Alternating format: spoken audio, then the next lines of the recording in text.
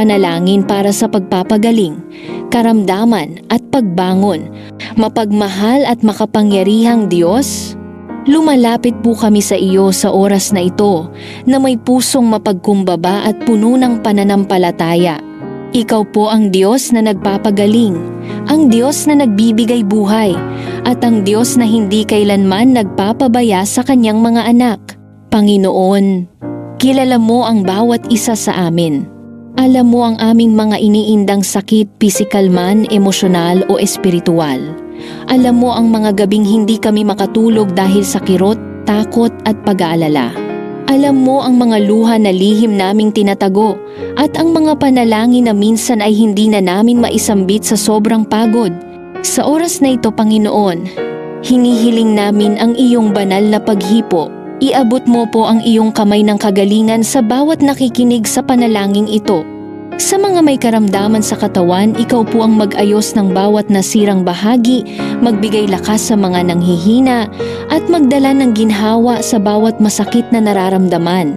Panginoon, sa mga dumadaan sa matagal na karamdaman, bigyan mo sila ng pagtitiyaga at lakas ng loob.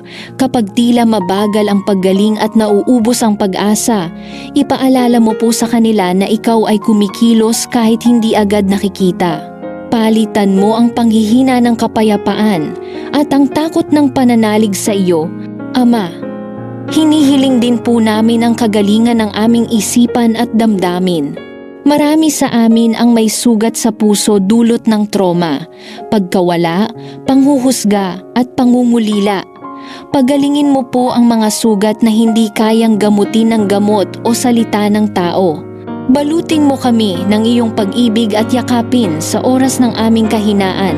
Panginoon, para sa mga may sakit na matagal nang nakaratay, para sa mga nasa ospital, para sa mga dumadaan sa operasyon, chemotherapy, therapy o anumang proseso ng paggaling, ikaw po ang maging kanilang lakas araw-araw.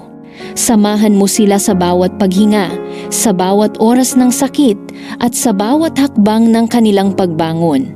Basbasan mo rin po ang mga nag-aalaga sa may sakit, ang mga magulang, anak, asawa, kamag-anak, at mga healthcare workers. Bigyan mo sila ng tibay ng katawan, katahimikan ng isipan, at pusong puno ng malasakit. Kapag sila ay napapagod, ikaw po ang magpahinga sa kanila. Panginoon, ipinagkakatiwala namin sa iyo ang proseso ng recovery. Alam naming ang paggaling ay hindi palaging biglaan, ngunit ito ay palaging nasa iyong kamay.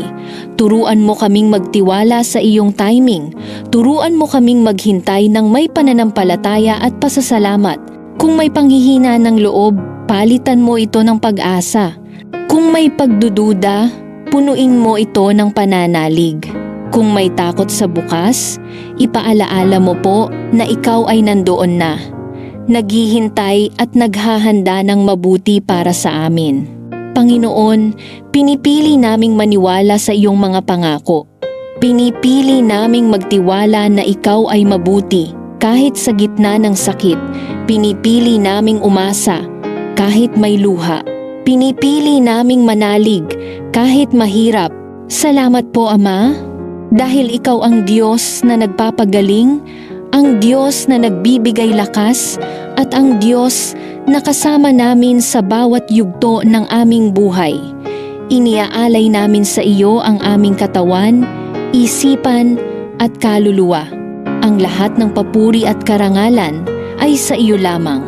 Sa matamis at makapangyarihang pangalan ni Jesus, Amen.